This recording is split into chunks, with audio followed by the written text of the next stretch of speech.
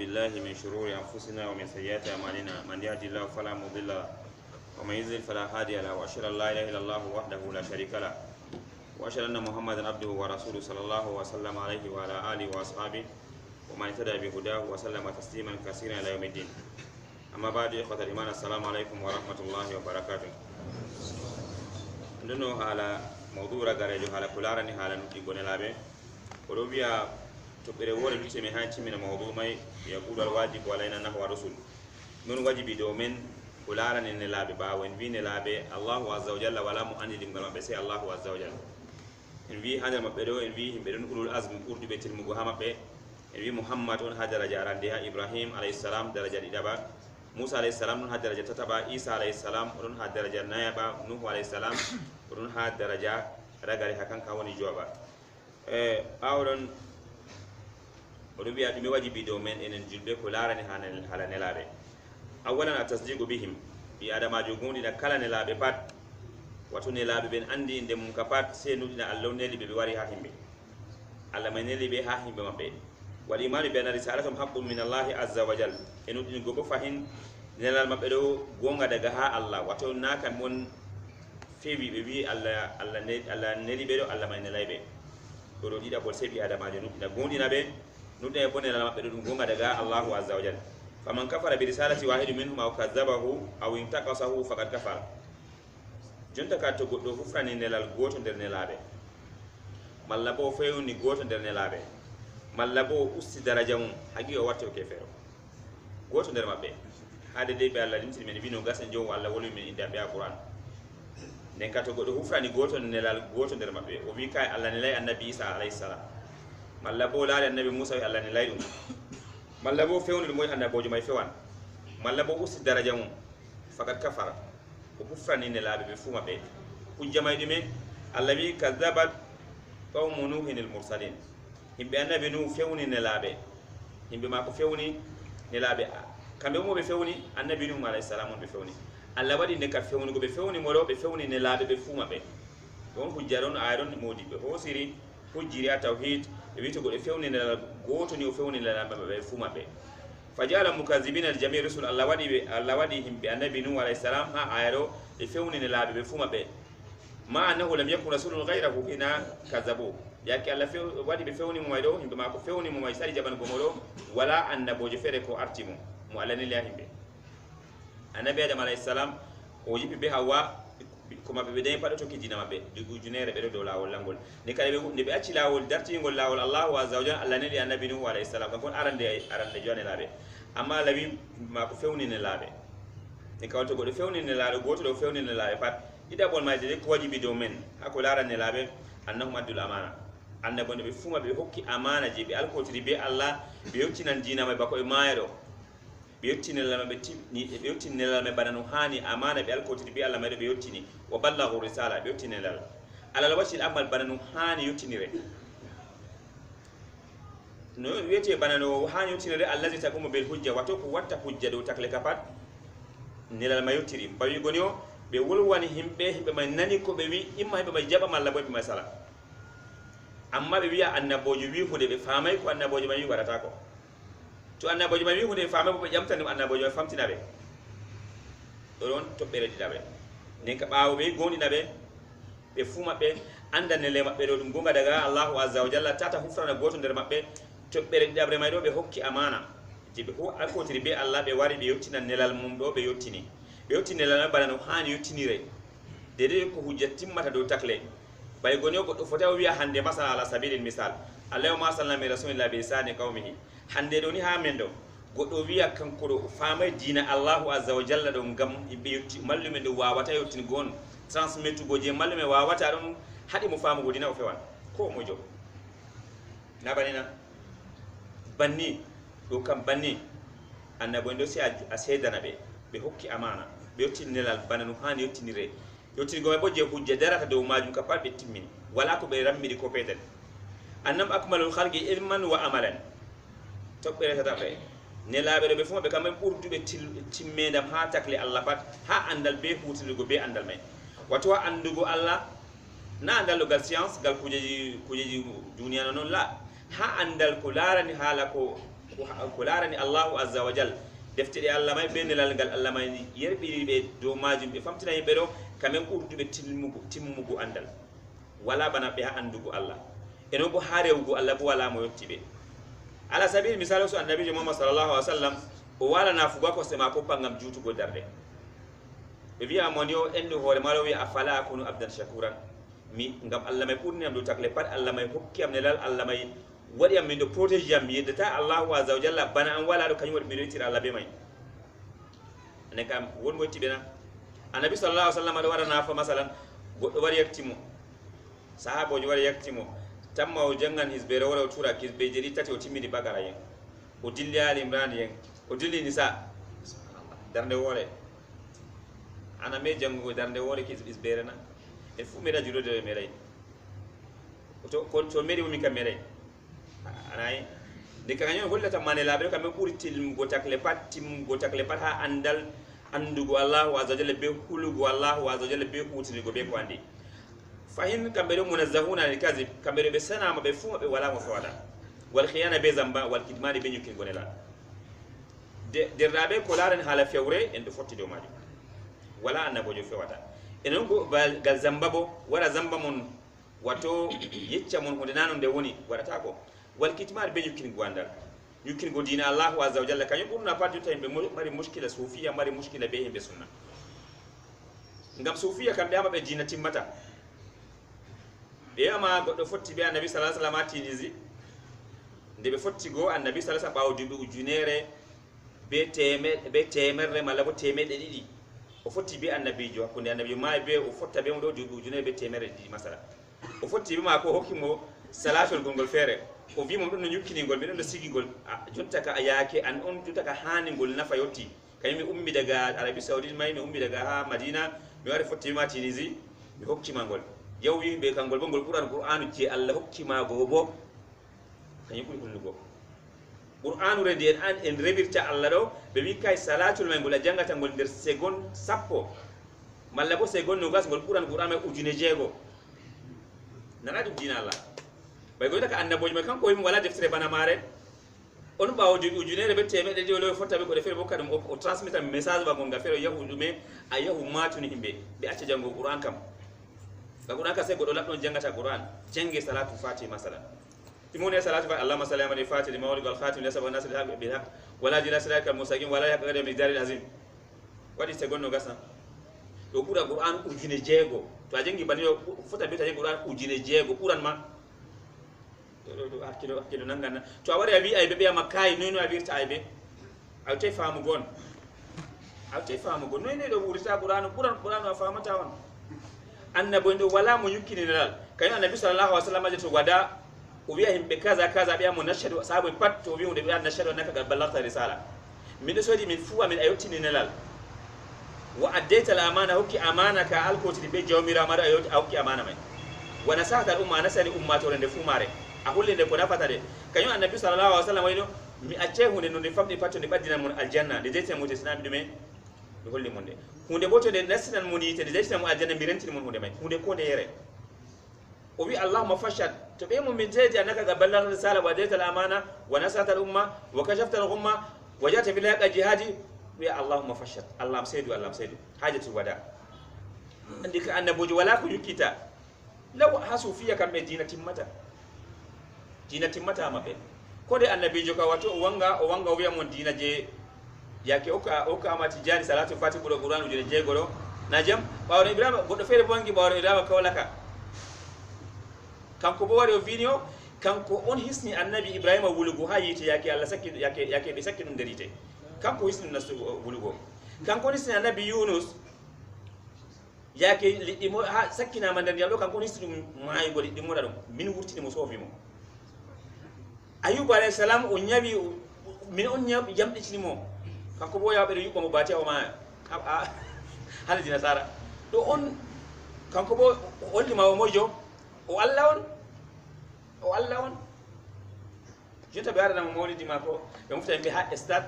julɓe ni a waɗata julude se a stade daga ɗum nam andi nana haala amma ko belɗum ha dina islama ɗo allah sali ko mo waɗi ɗariga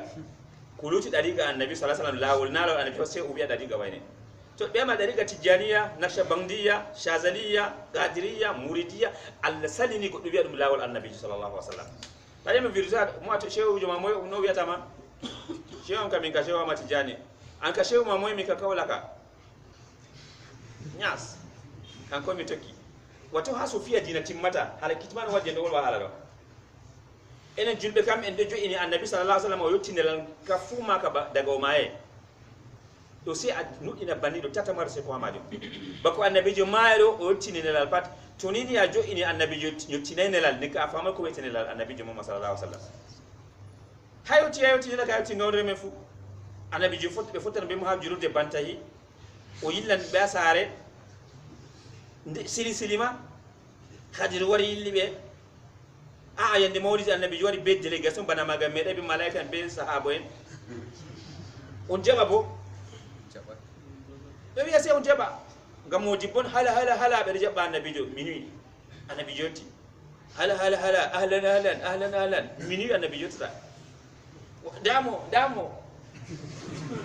be pat on ti jabala ko ta batoto ayeta do be yadume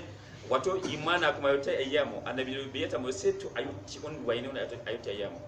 don pasme de kitman sen ande ne ka annaboju wala mo yutti yimkini ne lal ko ngale wal don imana kuma ko nudi Allah ne bi Allah be mari tata jabun gam godon ganga palewol mako tan sanjama tata jabun gam way be wi'a ma wayne jangi kaza tay fannuji sanjama wallahi lazima al akhirah ma wa hisata to atukida won yorongol al kitman wala annaboju yimkini lal annabi yimkini lal o leni be salatu fati je ko ta Qur'an ujune je go se bawo du junere be temere be capande joyi bawo mai ono wurta wara hokka be salatu fati himbe fere taydo Allah masami fati ma kanyo ko haddu ado min to badi ni jippun jude ma nana a'udhu billah annabi jo warti mo Allah fati lima ogle o mabbi tan kala ko kubli pat donc Allah mabbi tan kala ko kubli pat Allah masami fati ma go de fere fu fan ko salatu fati ma uddi balde salo way al fati do na nabi jo mabbi tin mudum ji guroje fere ne do katalo talon en sala to bere kulni de ma watu de hoore ma enen julbe kam himbe sunna kam nelal annabi jo bako maaro timminelal je al ko ti bi ala to taka yotini wala ko lutti kala ne le warta baawon way be yima ko idol do fotti ma ko Tunisie ha Paris ha moy to ala wol wado be fere yama kayna defti may do minandad kadi godo ma ra'aytu rasulullahi sirran wa jaharatan bi Paris al zakal mahalluhu berima ra'aytu rasulallahi sirran wa jaharatan berida bi Paris al zakal mahalluhu mawlidi mi annabi jo be gide gitiam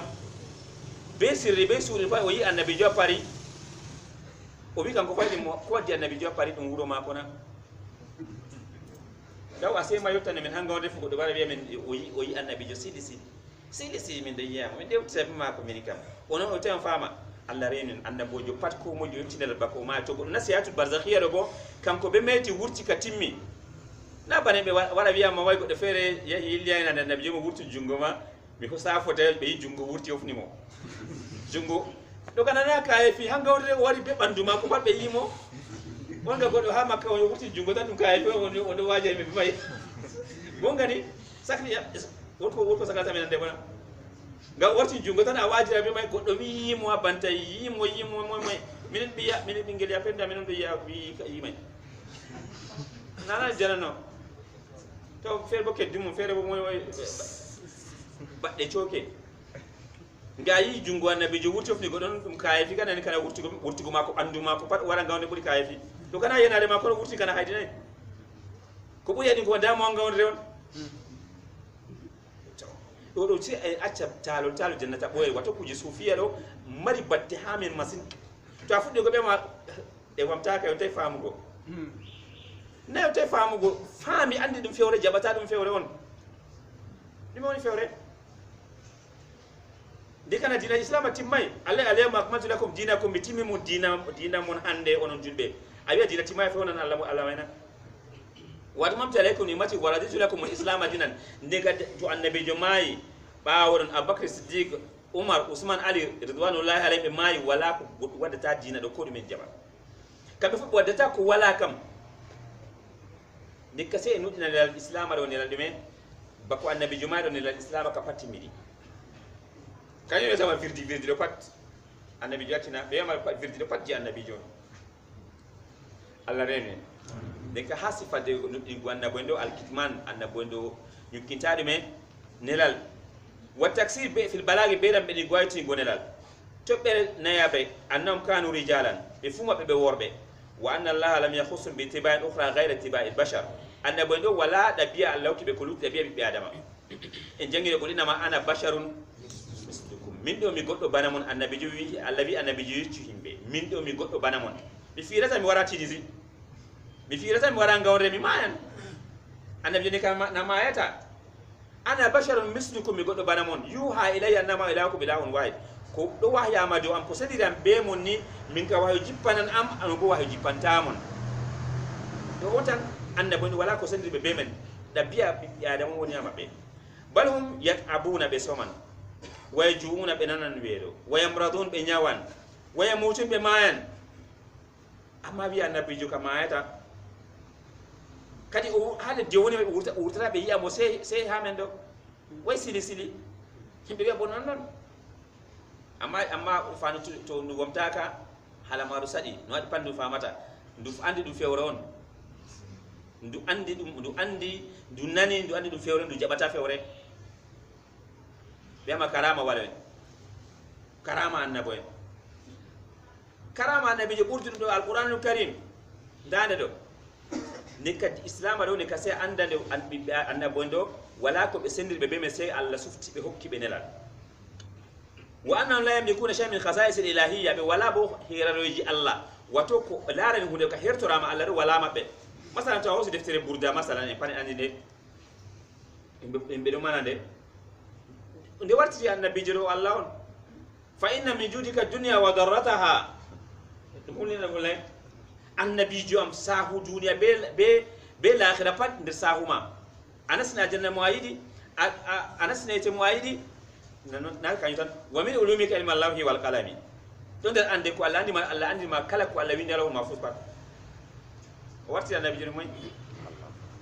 nuka warta annabi jiro sahirta sa duniya be l'akhirah be wolwana annabi jiro be wolwana mo sifaji ko wala ma kanyo annabi sallallahu alaihi wasallam la tatruni kama rasul nasara wa maryam fa inna ma ana abdul faqulu abdullah wa rasul tata sali de be am hamman gom on yida mi o sallina mi darajam ka Allah kiyam bana nasara wadi bi maryam be mo Allah be fere o bingel Allah annabi yuta wade banni min do mi jiyaare on wi e maccu Allah wa rasulu kanyo hatedo ashara la ilaha wa ashara muhammadan abdu wa rasulu annabi annabojo do ko mojo wala heraji Allah la fil khalqi na tagdi wala fil ina o tagata moyidi na risku ina bo andal birningal ula la man fi samawati al ghaiba illa Allah yum bi asabiri ti wala man andal birningal sai Allah annabo be anda andal birningal kujjadi me e do mari kujjaji tu Allah wi annabi jo wala kuntu ala ghaiba la saksatu min al khair to mi anda no birnin kam mi kam khairu tanta wonnam sharu kam mi matayam Yusuf alayhi salam jirda ma ko simo daga ko mo sakki mande wori bama ko may bama ko andina ande wonna anda do wo katan qul inna ma asku basti wa uzni ila Allah wodo wo ka wodo yehi misra ha warti goddo tilimdo ha lami ya misra warti ministre des finances ha warti gamro jera de dime pat ha badi may gono hefti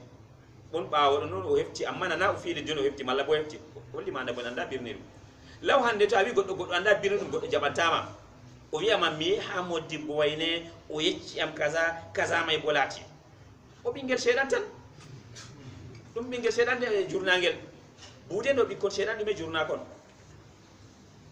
Abubakar Siddiq ridwanullahi alayhi ko wadi kanko anda andal birningal bawo annabi jo accu annabi jo kam Umar ibn Khattab radiyallahu anhu be fidi ma ajuru de be yimo toy kanko wala dafuna o yi kanko wara mbaramo wala la yaji mako jo habbi akesi mako walla ko haadu me malla bo iri haade talo wala ju Allah la binasadum la wala ju Allah kala ko tawata be ordinaire patawan be Usman mana baraka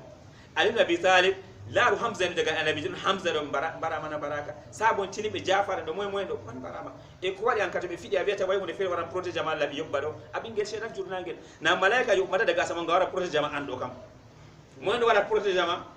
shedan jimay di arewata do kanyu wiata bingel am ngel kam wala ko me mata gel fanno ado rewa mi kam wala ko me mata ma no goɗɗo feere woyma min kam mi fakat laɓi waɗi ni laɓi yobbi mi waɗi ni mota wuuri ha wettide di goɗɗo wi chehu mota ko malaika en wattaɓi nga ɓanti nga lori dartini miɗo ɗo dina Allah wonna ɗo dina Allah goɗɗo semtata bo waɗa joɗa ɗo waja yimɓe ɓe Allahu akbar Allahu akbar ɗo ɗo warti mbiya en warti bana kuje église go close your eyes and follow me maɓɓo gite ma tokkam tan to mi yarima gam mi yarima pat non nanon julɗo ka islama ka ko ɗaɓɓitima julɗo ka ɗume islama li qawmin yaqilun li qawmin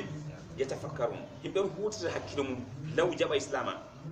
himɓe jaɓa islama ɗo derɗaɓe taawi annabonde ɓe kamɓe ko ɓe Allah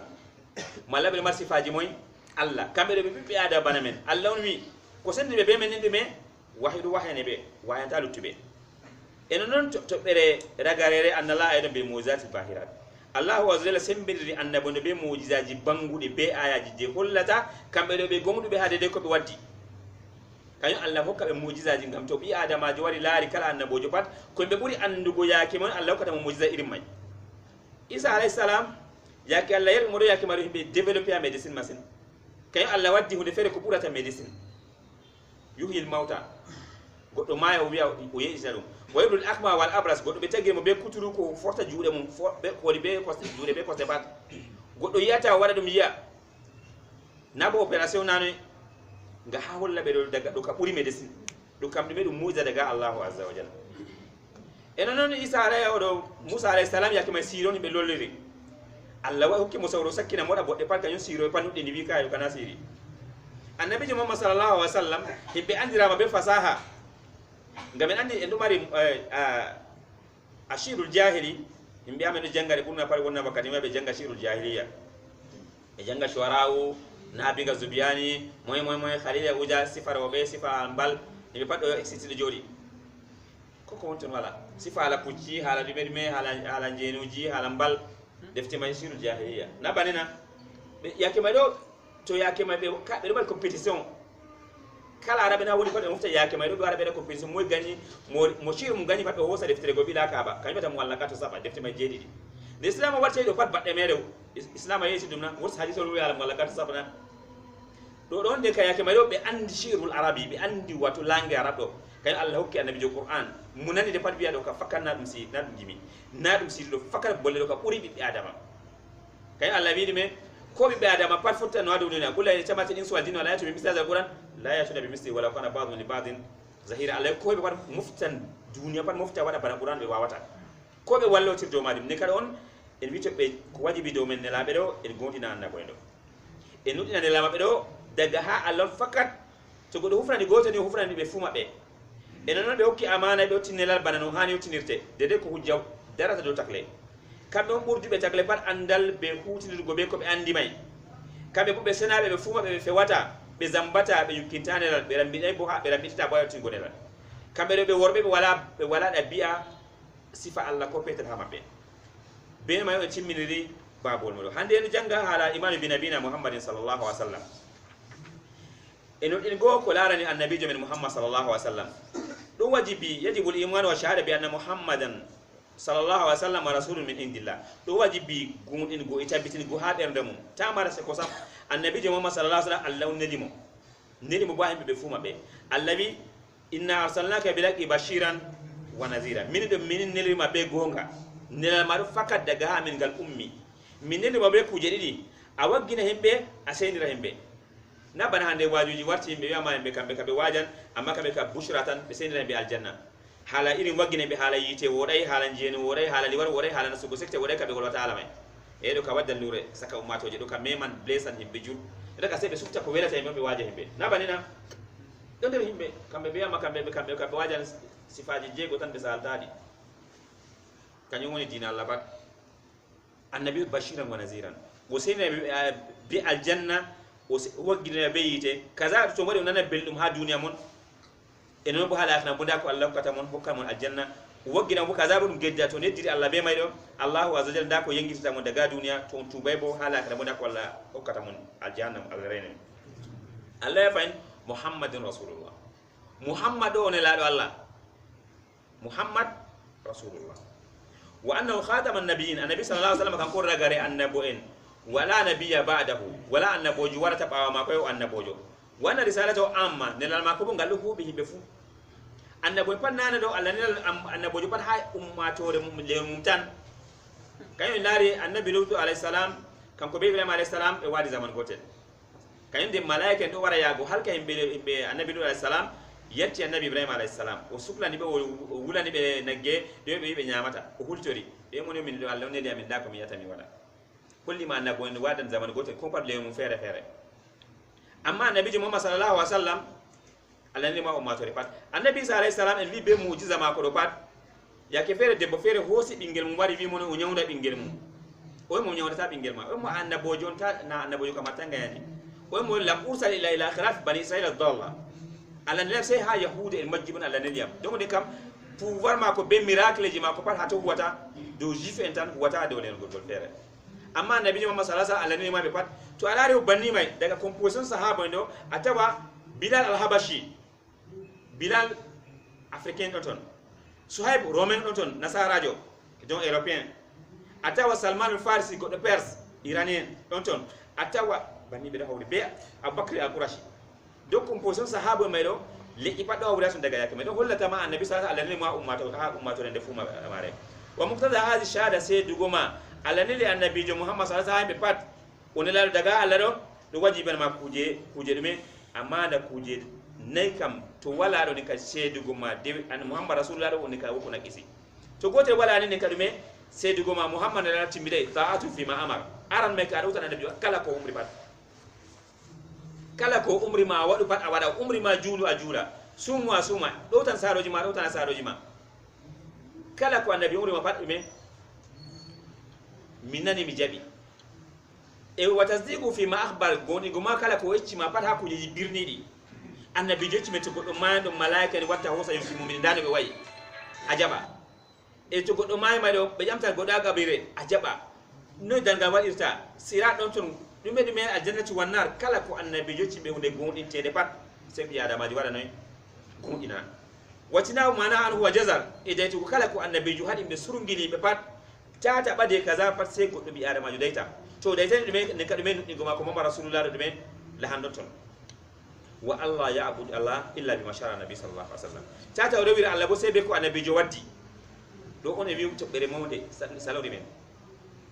e rewir go Allah be ko annabi jo waddi do salori en godo fota be ma wiya mani men an ka mo shehu ma annabi jo won shehu am kai itu annabi jo ka jo no sera mo shehu jo ma annabi sallallahu alaihi wasallam woni shehu jam anka lahira do ka tammi no afami lahira do kan kala sene lahira do bana juta futi ay pol biana president de la république futi ay pol biana na seba dime médiation wakere do atefa moyo atefa relation ji godi fere yotina ma pol biya banni Allah do bo seba shehu yotina ma Allah Abubakar Siddiq yotina annabi sallallahu alaihi wasallam yotina go Allah mo tinta min Allah dama seba shehu wato be anda Allah do mu anda Allah do wolwa Allah wa zaila fa inni qaribun ujibu da'wata da'i zadaan min dem bati do jaban ko mo tonde mum Allah wala je me hunde do me intermédiaire wona ko nabi Allah wa zawjal an maydo Allah minudi ma mi do tani ma mi do woni banana woni hukamti mode wonde Allah mukamati mode wonde Allah endam haton yake ma go endama to amma ya gabriel ma endama ada wali hoyda bana koydol belgol aboyda tan bani der aljanna hadangal Allah hosa yonkiji mu'min ha rasamlata do babal bellum biya yonkiji go don to bani hadangal yar dangal go bo Allah ummine be nasina be aljanna ada mari aji shew wato awala shew kana yotti sa ta fada Allah Abubakar Siddiq mo shew ma ko Umar Usman Ali do sahaba na yomo sheikh mabbe annabi sallallahu alaihi wasallam nika ene bo sheikh uji me moy jon annabi sallallahu alaihi wasallam ay anka moy sheikh ma sheikh ma annabi jo dari ga ta toki dari ga annabi jo ko da be dari ga Naqshbandiya dari ga Jafariya imbe jeno be mere de bugotela habode wore hana wuro pat e bangi debbo fere yaay ma gure fere do doggi sam salori mo sam ko moy wara biya yana do mako ko habde tay wata ko sam o doggi ande wuro ngoy wona andi awura ngoyona ngullena be abode wore to godo hisna ge wotere o yana jidbe Allah panna na nyamana to bani bode boto be tegal ka pat me nanjeni yita gure me pat de ke pat so diwa sorka dum non de don gal hirnange do de don gal ambarang do to sali mbaram be 5 km mi wale wuro me fu be ci julu go fu be hawra be wama tan to ado wama ala moy buri fatan go ma bara dum tan do dum talo na do di padari gaji on an dariga ma dariga annabi Muhammad sallallahu alaihi wasallam kan annabi sallallahu alaihi wasallam di yande fere o didi didol mapinde be jungo mako teddingo sallallahu alaihi wasallam o wi don lawol Allah dartingol du jaraji annabi di so famtina sahaba o wadi didon peto gal nyaamo be nan pat o wi do bo burti ko mo tokki burti do maji lawol Allah azza wa jalla arwe ifna siratal mustaqim Allah man tan lawol bosi ngol lawol ngolewol lawol sheikhu jomoy lawol annabi Muhammad sallallahu alaihi wasallam ne ka kuje nay don be weta se dugo de wetero be ngala se Allah Muhammad ibn Allah may do dowtana mo kala ko umri pat gondina mo kala ko yecci pat deyta hakala ko wadi surngili pat tata rewi Allah sai be ko o waddi haqqeji annabi Muhammad sallallahu alaihi wasallam do men o dingi kuje jego inna al-mu'min bi Muhammad sallallahu alaihi wasallam an yurahi huququl kasira haqqeji annabi sallallahu alaihi wasallam do men haqqeji duddi masin mangol may do ko tilmi ma waddi kuje jego wi taqdimu mahabbati ala nafsi wal ahli wan nasi ajmain yida annabi yide ma de quran yidi hore mum quran yidi ta himbe mum be himbe pat ko sa annabi jogo burna de wotte kala takle pat sabon mako sallallahu alaihi wasallam be hosin be tarjam do ha fere hakko no gazwatu uhud sabo jo annabi sallallahu alaihi wasallam ke fere o wali banni o biya to kle annabi jogo taggo wara waya wali da gallo wala aynu go annabi jabeta o weta anga annabi wala gardien taggo do fere wala hippamo to be de ko do o yaira gal nyaamo biya taggo do fidda annabi jogo ko do wari da mo gal toy gal yeso o biya ande to kle gal bawo o hotta gal bawo o wiya andina to clay minebi galbawdo goddo wadan gal bakkere nyam o dilla nano ali abi talib be dawde baran annabi sallallahu alaihi wasallam o yo wali ale sama tibe ko be aran no dikka annabi juma dikka o maajo annabi juma yide be di annabi juma lawbe de fatwa de bida law hande en ka se goddo joda lewru hitande dum on tata annabi jo quartier pas sufta yande de be yidata annabi jo hande kamin hollana annabi jo min de yidi moto Allah moyi be nyama be hara gal dum gal 22h do be fudda kadi jimi we mi jibe be darna to be jabbi mo wari go be dollar dadi sosai be dofla ko be doflata be dilla fayin seba bol to be nyami go be juusu ba go be dilla go de fere defe yoto on bismillah ma sha Allah hatta be na sai dari kama fatu ga heba suno ya na sana go be dira be nyama be muti annabi jo bali de mako abakar sidiki de mo wada maulidi mako to maulidi annabi jo marano daraja do be wadanno kanybe be usana tariha islam do be usana maulidi annabi jo ngade ke annabi sallallahu alaihi wasallam kam wallahu ni important woni atun ha islam kam ako rebe Allah be majo annabi sallallahu alaihi wasallam ba fana o be nelal ba woni la mako go fu yakende be wadan tariha do be lari wallahu de tilimde banadume e gugu annabi jo e gidaga makka woti madina ngado taka o kawani dawla mako tilbe mari dawla hande ka be mari etat mabbe kaybe ni ka wala ko tilum bar daraja yidu go annabi sallallahu alaihi wasallam ayida moy lamde tal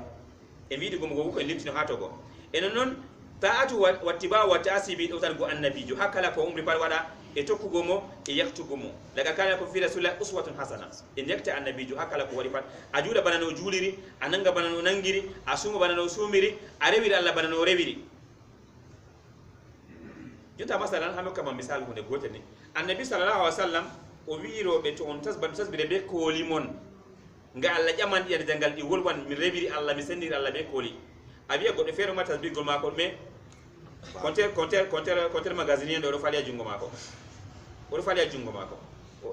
dagan goddo wada halagare ko lutti saddi jungo mako na o wada halagare de men danko dagana dagata o sala ga danko wadi to yake fere mo do fawni on kanko do la ko li ko do fawni o tas bobo e fande ya to yake o tas bobo lorna gol ni korok aya mo der ram tas buru be ko li mi wawata usas mi arban amaro ni billahi mi lara noimi malaika ne kiraman katib be zambatama awari allahumma salli ala muhammadin dedin allah woni ma malaika noti be zambatama yadda denga tawmi da tawon malaika didi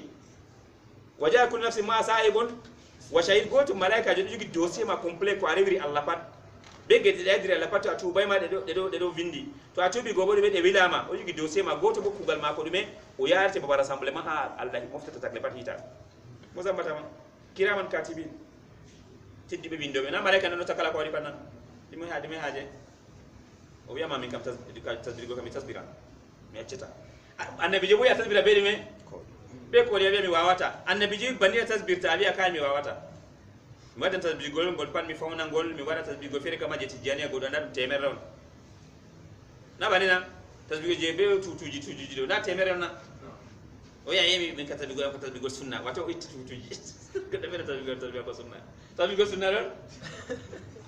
andi di mat sunna ma gona o warti ngol tasbirgo 99 o itti bo je be watta lisafi ji kunni do pat haje wala don mi ci ma petel ko de ma mi jabata usas min kam mi fotay mi tasbiray be tasbigo kam do ko annabi jon fi subhanallah annabi jon fi ma tasbir be ko mi kanam transmitter ma ko annabi jo witan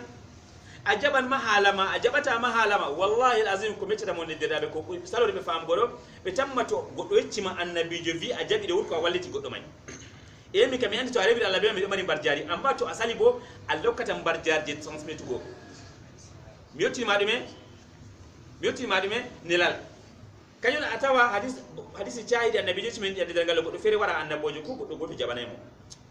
goddo goto ala nil mo himbe maydo wala mo jabane mo goddo fere wara dume goddo mar himbe didi o rambi diane nalla o rambi dai Allah ka mo récompense Allah o sa mo naslam aljanna Allah enda mo Allah timina mo daltidina mo banni mallum do himbe tamma jota mallum do to awari juude jurude mako do ko abeddini mo to awari bani mi nata go jurude maro put bade juuta nata go acu to awari imbe sappo di mi jummata na min jumman to yende sikay bo mi warta juura mi juula be kay kam mi tay salori go bo mi dilla do ka jurude mi kam mi nota jurude fere mi juula bawabe o to na himbe tamma ne o jotta do to awari ya jurude do mallum do wadi mo ko abeddini mo ajabi nyama wadi mami kam andi mi pointing gadori Allah be ko mecci ma dum barjari amu barjari ma usata mi kanema tokku annabi jonna mi ma tokkam kay himbe sunna bi kambe kabe atama tokku genderu rewu genderu bi atama rewu Allah tokku annabi Muhammad sallallahu alaihi wasallam to bere ma pindire go watana hakkilo ta'zim wa tawqiru darjidi go annabi sallallahu alaihi wasallam e horomugo mo e margoneji be mako don de di matanani de mako abada salatu mako Allahumma salli ala Muhammad mahabbatu sunnatihi yidugo sunna mako dumi woni sunna do himbe jance dudi sakamen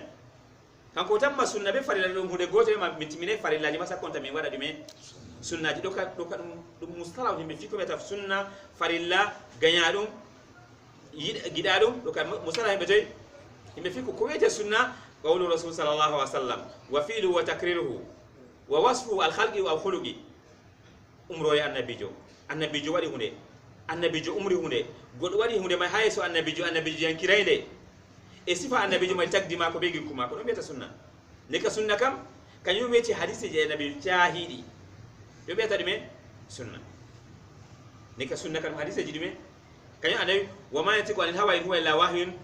yuha annabijo lo tagdi dal mako sunna wahyun an Allah wahyi mo ne kam dina islam je annabijo holli min ne julirta may no e sumi tan woni dime sunna e jogiti go sunna may na bana hande warti ko mo jancan sunna dime tokku sunna do hande wa da'wati ilayha bay'un go be tokka sunna may na do bona ko gal mallum tan en fu meden en habda sunna may do woni ta himbe warida bi tahakum ilayha to en luriha mas'ala bo en lorta sunna nabi sallallahu alaihi wasallam ana wari to ko dabiri Allahu akbar nangata bembe minima to ko dai Allahu akbar nangan bembe hosa jungo nyamo yiwande wonano don woni jungo ana wadani wiya manano ato en lortata illa no annabi juliri kay Allah bi ha Qur'an fa intanazata fi shay'in faruddu ila Allah wa rasul to folo triya masala ko famdi pat lorne masala may ha Allah be annabi sallallahu alaihi wasallam ha no Allah bi e no annabi jobi nde wata bani in kuntum tu'minuna billahi wal yawmil akhir to lati do Allah be dal kam bani wata ne kam goddo da sunna annabi jo jogi da sunna mako on rembe sunna mako sallallahu alaihi wasallam eno non mahabbatu azwaji wa ali baiti dugo tere da mako e himbe baiti mako bandira mako jota himbe shiya wasa be warta be kambe alul baiti enen ha atet Allahumma salli ala Muhammadin wa ala ali Muhammad moy di ala annabi jo banamen de jure ta pat en wara be doa da himbe shiya wangi kambe bo biya ma bay alul baiti wato daga aliyu don be dynasty mako tan kamɓe woni alul bayt sahaba en pat watta inde mum Abubakar Siddiq fu goɗɗo feere inde mako o nasi shiya inde mako Abubakar Siddiq o sañi inde mako ne warti inde mako ɗume way Jafar non enen yimɓe sunna en ɗo yiɗi rewɓe annabijo sallallahu alaihi wasallam en ɗo yiɗi sahaba en mako en ɗo yiɗi alul bayti mako en ɗo yiɗi bo kala mo tokki sunna mako pat ha woni pat en ɗo yiɗi mo al Cheikh Albani rahimahullah o ma en ɗo yiɗi ma ɓerde men gaw goɗɗo sunna Cheikh Ben Baz ha hande ɗo wiya rahimahullah ngadi ɓe o goɗɗo sunna Cheikh Al Saymin Al Fawzan modiɓɓe sunna woni pat en ɗo yiɗi ha Sudan ha toye pat yimɓe sunna en ɗo yiɗi banni ɗo banni woni haqqeji annabijo ngati a wiya yiɗa yimɓe sunna may ɗo moy jogi sunna annabijo mo yarta kay yeeso a wiya yiɗa modiɓɓe sunnade ngadi ɓe ngaɓe tasbantama ngaɓe fewatama ko nafirta yimɓe a arda jururde a nafay goɗɗo a waɗa khutba a waaja a jangina pat a nafay goɗɗo nga tasbanaymo nga jangatama qur'anu lokoto janginta goɗɗo qur'an watto yimɓe kasi on fewotira mi huma hoore am an bo a huma hoore ma en jooɗa en ɗo fewotira to a woni goɗɗo feere ma oustas na a wiya tasbata nan oustas feere bandi oustas banan maɗa oustas banami ka ena banam kam to banam banami oustas banno wallahi oɗo habda bo goɗɗo yiɗa ma saare ma ñaɗa capannayyi gelle a tasba way janga qur'an a tasba janga qur'an a waɗa de waɗa buudeku na buudeku na Allah rewni en non waɗugo salatu annabijo Muhammad sallallahu alaihi wasallam annabi sallallahu alaihi wasallam mawdu goto wadda umumu risalatihi nilal annabi do hubi taklepat risalatu muhammadin ammatun lil jinni wal ins nilal annabi do ngal hubi hakala ginnaje be ada pat wa nasikhatu li jami'i shara'i sabiga islam aro de wari do nilal annabi wari naskhi shari'aji artinodi pat bay ko wala kala ko woni shari'aji maydo ko de ko yade be qur'an pat dum wota fajibu ala kulli min al-yahudi wan nasara wa ghayrihim ittiba ni kal wajibi do kala yahuda en e nasara en e tanama be pat be tokka annabi Muhammad sallallahu alaihi wasallam wala yaqbalu min ahadin ba'da maqasi Muhammad sallallahu alaihi wasallam ila ittiba Allah jabata bawo Allah neli annabi jawari wala dina Allah jabata bi adama jo rewi Allah be ma kana sajada sai lawol moy annabi Muhammad sallallahu alaihi wasallam ngalla yimo dime inna arsalnaka wa ma arsalnaka ila kafatan lin-nasi bashiran wa nazira min dere ma haybe pasina min do min neni ma an ka haybe be fuma be le ifu awagina yimbe sayyidina yimbe allazi qul ya ayyuhan nasu inni rasulullahi ilaykum jami'an annabi jowiu ya onon yimbe min do min la Allah hamun on fumoron annabi sallallahu alaihi wasallam yaqulu kana nasu basu ila qaumin khassatan wa busu ila nasi ammadan annabo artinobe do Allah non la be himbe mabbe tan min bo Allah neli ma be dume be fuma be hande alhamdulillah ko annabi jobe do banni en ko do ya hande wala dina fere ko lusi dina islam wala dina hande wiata goddo wadu kaza nasna ajina kaza bo tata yiddur Allah be kaza sai islam annabi sallallahu alaihi wasallam hadis fe ngol do bukhari be muslim annabi la yasma'u bi ahad min hadhihi al-umma yahudiyyin wala nasraniyyun thumma yamutu wa lam yu'min billazi ursiltu bi illa kana min ashabin nar annabi wala goto der umma tore do nanatan nilal am o yahuda jo mallabo nasara jo nden o mayo no dey ko Allah neliri am be maju do on deji de islam sina wala tin dari min asabe jahannam hande kany fo be kulan mi go me islam tan nasinta aljanna wallahi ta maru se ko maju dira to amari se ko abi go dina fe nasinta aljanna kunti islam an me funa jullo Allah wi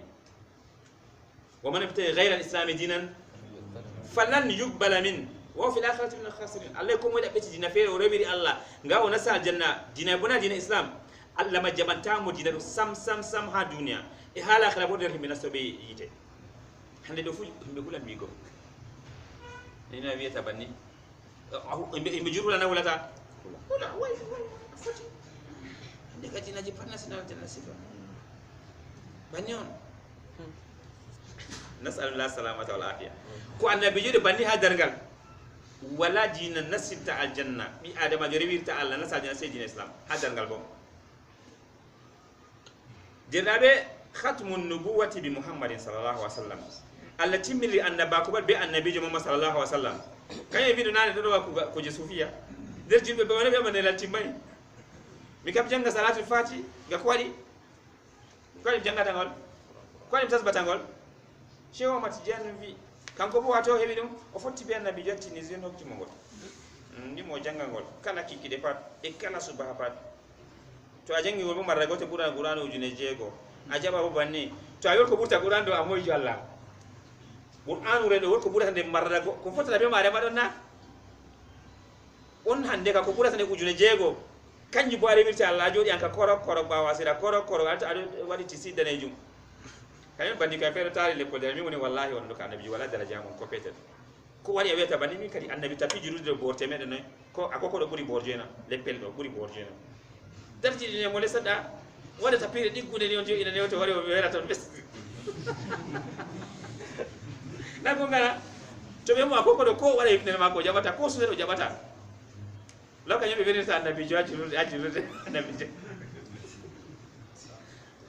yimɓe men ɗo jalɗi ɓe to ɗum bandiraɓe men nasalullah lana walahumul hidaya allah nete hansil ɓe annaba ko timmini be annabijo mo masal daga o mayay si a tabitina banni fa kullu dawa nubuwatin bada fa yakazib kala aajo annabaku ɓawo annabijo pat ɗum fewre komi wiyata fewre ɗo gaɓe ɓe tokki annabijo nde waran wadda kaza rewire allah be majum kam na ɗum annabaku kono kala aajo annabaku ɓawo annabijo pat ɗum majjere ɗum fewre ɗum kefera ko allah wi ma kana muhammadun aba ahadin min rijalikum walakin rasulallahi wa khatama annabi annabijo muhammad sallallahu alaihi wasallam o lataki o baba goto nder worɓe mon kanko ɗo o nelaɗo allah o timminoɗo annabo en kañum modi ɓey daga aya ɗo ka jippi ɗo marɓe hakkilo pat andi annabijo mayata acca ɓinguel gorgel nda ɗo ɓinguel mako gorko gatta ɓe wiya a o hosanelal may be no pat o accay fushi en wino kay aboubacry sidiki zambi ari non bandi ko mako normal on kay mon ɗume hosana ɗume khilafa annabijo o lattata ko baba goto nder worɓe mon kanko ɗo o nelaɗo allah o timminoɗo annabo en annabi sallallahu alaihi wasallam wi fuditu ala al-anbiya bi 60 utitu jawami al-kalim nusirtu bir-ru'b uhilla li al-ghanaim ju'ila li al-ardu masjidan wa tahura wa ursiltu lil khalqi kaffatan wa khutima bi an-nabiyyun annabijo allah ɓurni abdo annabo be kuje jeego allah hokki am jawami ul-kalim kalimaji moɓuduɗi wolwa hunde gotel a fista a shaka ɗum duuɓi kaza a timminta kanko ɓoyi ɗum ɗume phrase ɓuray phrase gotel o wallirama be kulol watto ha annabi joni pat ko moɗo diwtori nafsu chey hande julɓe ɗo to jogi dina mon ɗo aɗo haɗo ko moɗo hultorima ɗo hultorima ko niyama nde ɓeyama ɓe sunna ɗo neni ɗum koɓe wayni kadi koko mari ko ɗumme wo hulle lel ganaim allah dagni ñam ɗume ndalaguji watta to ɓe honi de ɓoyo koɓe hosata hakkude may ɗo kamɓe ɓe hosata ɓe huula jamanade ɓe hosanna ɓe huulano ha annabo en artinoɓe kañum kamɓe julɓe hosa naftira e noon bo allah waɗi nam leddi ɗo nde senan ɗum julurde to a wala ndiyam a taminan be leddi to a wala julurde bo ayi jangal a wiya so taw warti a julurde nan a juulan ha dow leddi a wala tapi a wala ko ɗumejum allah neliyam ha takle ɗe fuumaje allah timminiri biyam annabo en ko moye aaƴi annabaku malla bo gonɗini mo aaƴi annabaku ɓawo annabijo ɗo o hufrani annabijo muhammad sallllahu alayhi wa sallam oɗon wa haala darajaji annabi sallllahu alih wa sallam e wangina bo yira goɗɗi mujisaji annabi sallllahu alih wa sallam annabijo muhammad sallllahu alih wa sallam kankon ɓurduɗo takle pat kankon ɓurduɗo nelaɓe allah pat wala ko allah tagi pat tagay bana mako amma tata sala warta bana ɓe fewata allah tagay gam annabijo allah tagi ɗume duniya kankon allah arti tagugo talol ɓe demo ɓayɗo paɗa wiya kankon allah arti tagugo allah tagiɗimo be ɗume be annora ɗo pat kuji sufiya pat sa hay allah tagiɗimo be leddi bana te pat mojo ciɓe kankon allah arti tagugo ha allah watto duniya pat bo sinangam annabijo allah tagadana ɗume duniya ɗo pat kuji sufiya ittuɗo ha hoore ma annabi sa sallam ana sayyidu nasi yawmal qiyama mi noon jagoɗo ɓe anda dargal mujisaji annabijo en wolwan goɗɗi nder maji mangol mujisa annabi sa sallam alqouranul karim miracle je manga je allah hokki annabi sa sallam ɗume qouran ngam mujisa annabi pat timmi amma mujisa annabijo kaɗa lutti ha dargal ngaɗa ɓe inna nahnu nazzalna zicra wa inna lahu lahafizun min jippini qouran dow man annabijo min bosi alkal min enani qouran reɗo allah aynide qouran a bindi mare allah aynide julɓe allah ɗo dursinde andi mana mare andi kitaji mare andi ko ɗumejum allah wi wa in kuntum fi raybin ma nazzalna ala abdina fatu bi surati min misli to ɗum mari se ko waɗe de komin jippinde jeyaɗo amen annabijo muhammad sallallahu alih wa sallam wadde surawol irmu yeru koniya suraji qouran ɗo ɗon ne ka qouran o mujisa arandeya ɗiɗaɓol en andi annabi sallallahu alih wa sallam ende feere ɓe muto annabojo waɗu lewru seyka geɓe ɗiɗi annabi sa sallam ma tori allah allah seyki lewru geɓe ɗiɗi allah iqtarabati saatu an shaqqa alqamara darngal ɓaɗi lewru seyki geɓe ɗiɗi bana waɗi hadisu anas bin malik radiallahu anhu anna ala makkata sa'alu rasulallah sallallahu alih wa sallam an wiyahum ayatan fa arahum alqamara shiqqaini hatta arahu hira'a bainahuma wato annabi sallallahu alaihi wasallam be tori mo wadda aya ko hollata o annabojo o tori Allah sai kile wurmay gebe didi hata be laari me ngaro hira ko sai may do saka dume saka lewru ndu benduya kany Allah mi iktarabati sa'atu wa shaqqa al-qamar tata bol ma isra wal miraj annabi jos Allah hosi annabi sallallahu alaihi wasallam daga makka o yari ma baitul maqdis e hosi annabi daga baitul maqdis bo yari mo asaman jeddi o yidi bi Allahu azza wa jalla o yewtidi bi Allahu azza wa jalla juldo senu na banni dum mu'jiza be o yahiri dum mu'jiza ina non bo annabi sallallahu alaihi wasallam o sala hayre simi de waka assalamu alayka ya rasulullah sahabo nani dum ene boy non dum annabi sallallahu alaihi wasallam no waccu gere no ha jurude mako daran do tugere may o tuga do mare banni wada khutba yakene be mahni mo mimbar annabi jumbe tan tigi do mare god be nana bojji ha dume ha tugere do fudum dume dum mu'jiza ina non bo hakko no fere barin diam famdo be annabi sallallahu alaihi wasallam wari be fudi nango barin diam do ila ha ko lima ko banni be pannangi di be diam do jari don diti do fudum mu'jiza imon fuwi ni gone labe do mari wadi to be tati hado andugo endam Allah be moƴƴere mako be tilmingo mako jeya e mako gam Allah neli ne laabe wara hanita himbe hala wal Allah dartingol be wangina ne be bonu himbe Allah may rewirte gam hakkilo bi adamajo do o heftano Allah rewirte kanyo Allah majini sufiya kambe biya makko wali hoydi heftino Allah rewirte hefti lawol fere nasne wal ajana raprusi don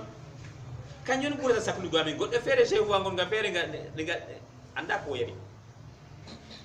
o wi kanko to nini tijjani ko nasanitiro o nassayte o wula hukka ɓe maɓɓe hukka ha to ɓe nasana janaɓe o nasada ɓe maɓɓe do kanko fof ɗo mari certain o tabbitinay haala ɗume nastugo ajanaɓe kanko ka oto tokki soufiane to soufiane nasanitema o nasa ɓe maɓɓe to ɓe nasana jana bo kanko be cheikhu mako ɓe wona yite malla bo be cheikhu mako wona toy aljanna goɗɗo se anda hakkilo bi adamajo fota hefta Allah ɗo fota hefta bon Allah may rewirte se be lawol ngol o waddi lawol qur'an malla bo lawol annabojo mako Muhammad sallallahu alaihi wasallam ɗiɗaɓol may bi adamajo yetta Allah dow nema tilim kaka Allah hokkimo neli annabu en ha mako neli annabijo Muhammad sallallahu alaihi wasallam ha mako tataɓol may bi adamajo o yiɗane laaɓe ɗo o darjinina ɓe o manta ɓe dede ko leɓanta ɓe tata bo sallina ɓe daraja ka Allah hokki ɓe o anda ngaɗume o yiɗata ɓe nga kamɓe on sinangam kamɓe o nastanno yite wonde tilimnatil men sinangam annabi mo sallallahu alaihi wasallam e pat en nastanno jahannam Allah sufti men waɗi men nder ummatore mako a yettira Allah be majum an bo a hoosa alkawal an bo a yaran dina mako ɗo ka wonan hama a yaran ka ɓikkon ma e ha roɓe ma e wonoɓe les ma e an bo a waɗa no islam marita sembe a duniya ɗo on tokkugo famugo nelal jotta to en ƴami hoore men hande ɗo laaru qur'anu jeeya junude ɗo daga to ɗe ummi seto arabi saudi hokki men junude qur'an to nana bo en jooɗa dibineje sumaye goɗɗo waɗeɗe o lota dibineje makko dala nogas o wara dala nogas ma o sumtinan himɓe jowo oɗo mari mbar jaari ramadan ji ñalɗe joyi to banni yaram a sumay timmi yimɓe nde o mari ramadan ne o mari joyi hawri be je makko noon jeego a tawa goɗɗo weeɗi dibineje waray ha jontana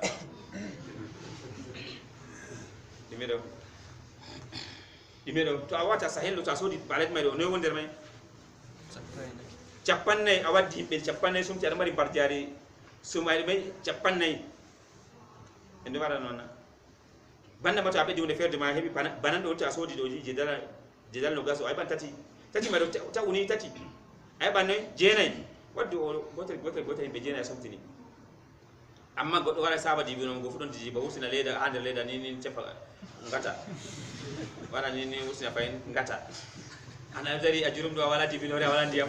a waɗa jurude ko ndiyam wala subhanallah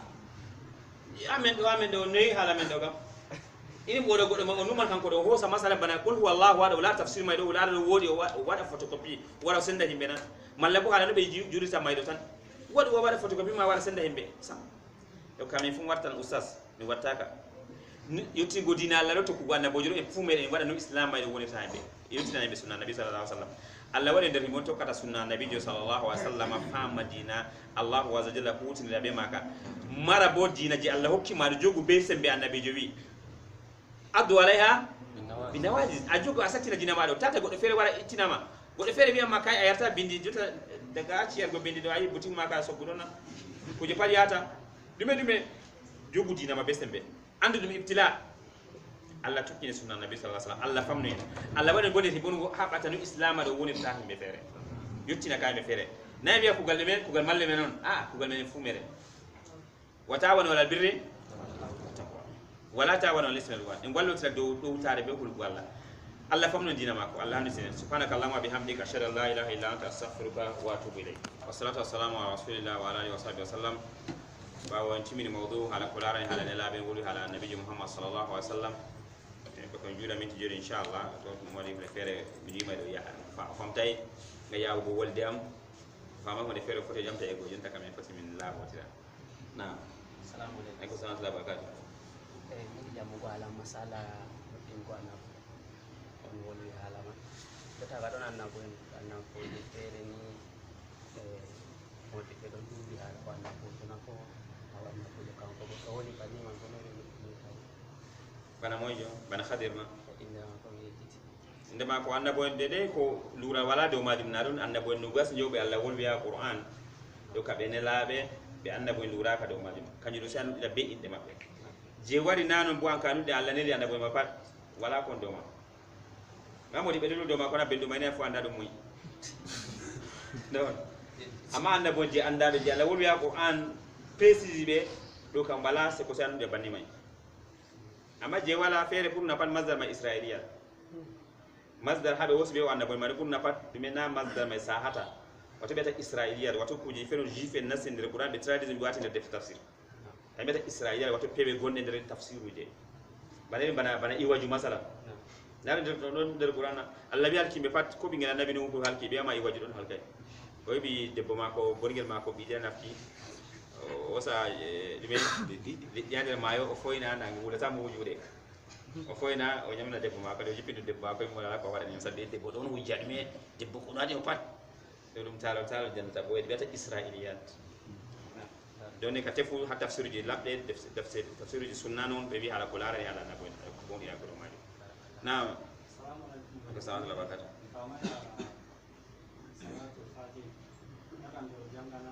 salatu fati dagata juldo janga salatu fati kanjum ko mi wi ma haru dagata ko goddo janga gol bo fototi ko inde wari do allahumma salama de fati mi rajuri abani mi jippinde imam kunni dum do salatu fati jerimi ko de bura qur'an mi jullum jabadum bura qur'an bonde ujune jeego mi biya mi jabi way ngam hala habe penta mi biya mi fumi goddo mi fere kula sirata wadai fati ka en barata be timi tam jawdi atina ويخوفونك بالذين من دون تاكل كلوت الله ولا كوتي ولا بود استاما بالله ريسكينتاما تركينتاما واتاما كود ميجي كاي تو akuna siri bo metti manane masiro madum kefero musilangi bodum budare bu jangata askaru sabawal masamu to gurta sare jangata de me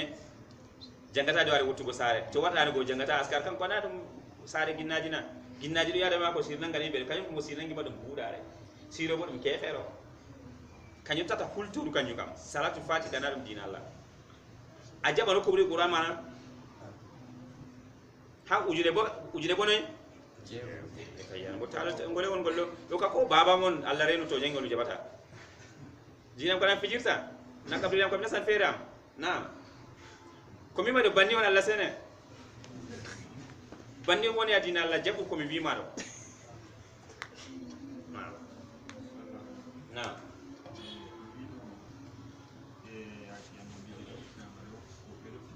annabi yanki nama yara masu aha kan yi yanki nama to wadi na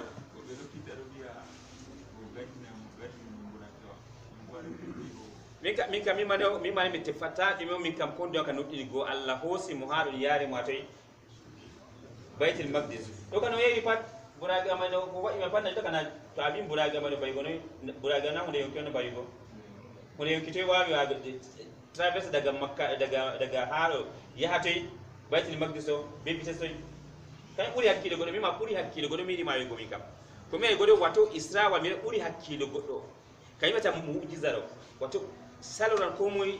bandi se anduɗa ɗum daga Allah on ko yeri kami fumande o yehiri amma ko yeri mayɗo wona ɗum dabani tawi goɗɗo waɗi puccu o yehi yahunde o warti ɓuran hakkilo men na ɓurata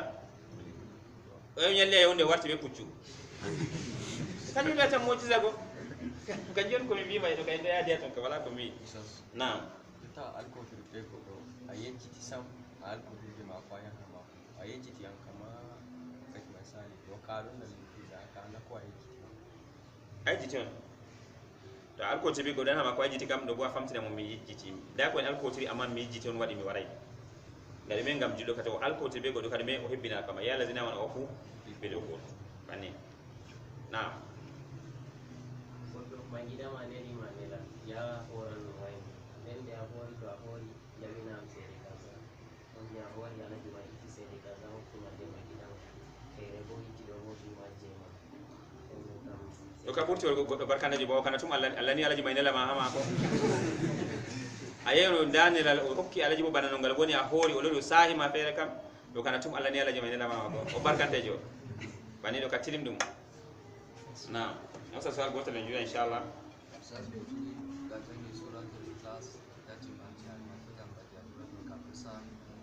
Hadis men gol sahi gol amma dede ko modi be weta do ma gollo nato a jangi gol marata to futan bita jangi Qur'an daga alhamdulillah rabbil alamin to min aljannati wan nas ngato asende Qur'an do mari qissaji do mari tauhid do mari do ibadat nika tauhid ka pat ul wala mo be dum kay weta me ul wala me sulusul Qur'an hali ko Qur'an wol wando sulus me ka da tawhid na entier me ka bade me tawhid me do Qur'an mo bidu to bandika der dawo Qur'an me jangata Qur'an e kumere to ni to mi andi tan Qur'an marata to futa beto me Qur'an daga bagara nasikam na mi accata mi janga ne ka Qur'an ko ma mi janga hande mi janga Qur'an de marata capande joyi o wara ya sunna mangara hafa min kitabillahi fala hasana qul wa ma wala ton don na wala don mi ka banni mi ka ko mi rewirta Allah mi catama won hadis fere sa hay sam be je de jipina ngol ha telephone dido be yamo ali tata da seto wadi kujene seto e makka seto wadi dime a wadi dime hande ma wiya taje Qur'an hadis me do sahi amma ko dami kam ko mana ma ko to banni on en andi e palman mi kam na bini kam hosata Qur'an mi janga alhamdulillah mi dinga ha mi jinga min aljannati wan nas mi dona fudita kono modi bo kono mangala hafa min kitabillah do to ajangi gulwa me ka walande mayna mangala harfa min kitabillah gulwa fudo der suraji men donc jangu gulwa ngolo tilmi ngolo wi tawhid amma tata biya no min kam yati kam janga Qur'an de sappo mi janga Qur'an mara sappo nyala mare mi janga Qur'an mara no gas nyala mare ase ko janga di men da wadi banni ngam hujja bo mangala harfa min kitabillah fala fasana gulwa fudo der ko men Qur'an Allah handu sina tokkini sunna nabiyyu sallallahu alaihi wasallam irim yamde bani ferdo ajaw modi mobe to tawi jawma yahaybo ajaw modi mobe assalamu alaikum wa rahmatullahi wa barakatuh